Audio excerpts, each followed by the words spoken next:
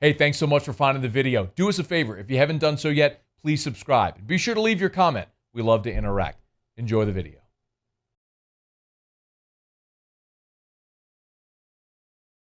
The Saints did absolutely show up Sunday night in Tampa. You've got your midseason report card, which we'll get to, but how much of that was altered by what transpired Saturday night or Sunday night in Tampa? I'd say one grade was altered, and it was a secondary's grade because I gave the secondary a C for the first 8 games, and it probably would have been C minus ish, maybe a little worse, depending on if Tom Brady shredded them. The grade probably would have been worse. I just think they're average, and right now, average has gotten them to 6-2. So I do also think that they played very well against Tampa Bay. You saw Marshawn Lattimore elevate his play, and that's a confounding thing that, man, he can elevate his play against someone who he gets really jacked up for.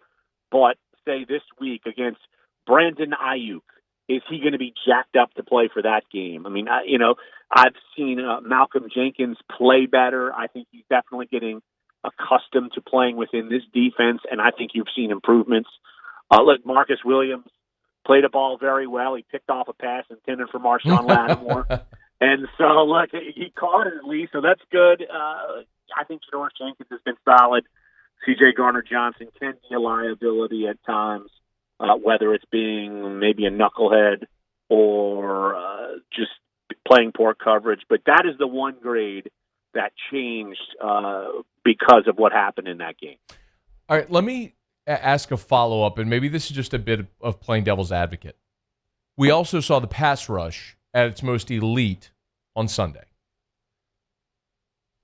Is it fair to say that if we continue to see a pass rush like that from New Orleans, it's naturally going to elevate the secondary's play? I could buy that, but I've seen the pass rush play pretty well at times, and you just see breakdowns, total meltdowns from veterans and the guys running open and free for 20 yards. I mean, so we've seen that happen before, but inherently it should improve that as we go forward. And look, I feel like the pass rush has certainly gotten better, and you're seeing it from guys like Trey Hendrickson, which I'm going to have a breakdown of his last season and a half, really, to get to where he's been right now. That's going to be coming out tomorrow in The Athletic. But as far as grades, like David Onyemata's playing up to snuff after getting a contract. Cam Jordan, he might not have the numbers, but look, everybody else is being helped out. Marcus Davenport playing well after returning from injury. So that unit, every time I come on with you every week, it seems like I praise that unit as I see it getting better and better and better. I don't want to be a Debbie Downer because I don't think the Bucs defensive line was really worth anything. I mean, Donovan Smith is one of the worst left tackles in pass blocking in the NFL, and he just got torched by Trey Hendrickson. But you got to beat the guys that are in front of you. If they're worse than you, you got to beat them. And look, the Saints beat up on an offensive line they should have beaten up on. Larry Holder's with us. He's on Twitter at Larry Holder. Go back to Hendrickson for a minute, since you said you have the piece coming out on Hendrickson tomorrow. Can you disclose anything? Like, are you noticing any trend or anything there with Trey Hendrickson that people are going to find interesting? I think, and I mentioned it in my last answer, this goes back to last season. Right. Like, he was starting to play well last season, especially early, and then he got hurt, and it took him a little while to kind of get back into the swing of things. They were rather playing Marcus Davenport at that point, and then he gets hurt, and then you see Hendrickson toward the end of the season getting more snaps and playing well. And it doesn't mean just sack totals. I look at how close he is on average each week to getting to the quarterback. And he is well below the league average as far as in a good way. Like, he's far closer to the quarterback on a consistent basis. And look, also just the way he's been playing, his numbers are high and his snaps aren't that high. Like, he's not an every down defensive end. And the fact that he is very efficient in getting to the quarterback and pressuring or getting in the vicinity, maybe having him think twice and or getting sacks, like, this has been coming on for 2 years, and a really timely time since this is the final year of his contract. And you could also add for the scouting department's sake, he's just another good player in that 2017 draft class that always gets overlooked because he hasn't. Now he's starting to kind of bud as a fourth-year player. So true. Is New Orleans the best team in the NFC today? I have a hard time just saying unequivocally yes. But here's the thing. You look at Seattle, they're flawed. I still have a hard time seeing, Green Bay, they really kind of took it to the Saints. Saints are playing a little bit better now.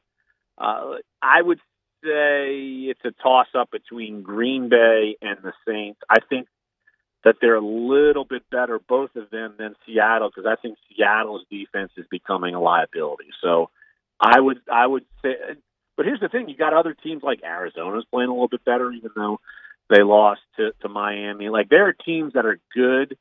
I just don't think the Packers or the Saints or the Seahawks are head and shoulders above everyone else.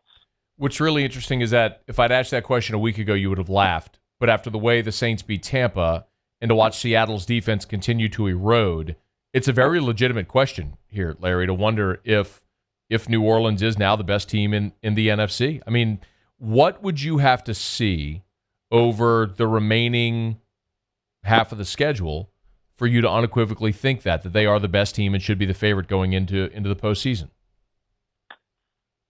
Secondary improvement. Can't have mental lapse. Look, if you get physically beaten and you have good coverage, so be it. But I think you got to get rid of those lapses. You have to have a consistent pass rush. I like what I've been seeing, especially in the interior of the offensive line lately. That means Andres keeps playing better. Like, I need to keep seeing him consistent and keep seeing the offense grow. I mean, we certainly saw it grow 12 players deep in the passing game and using Taysom Hill in the right spots. And so they don't have to go out and trounce every team, but you can't just have nail biters against teams that you should probably beat. And the Saints are going to be favored in probably just about every game left, maybe outside of the Chiefs game.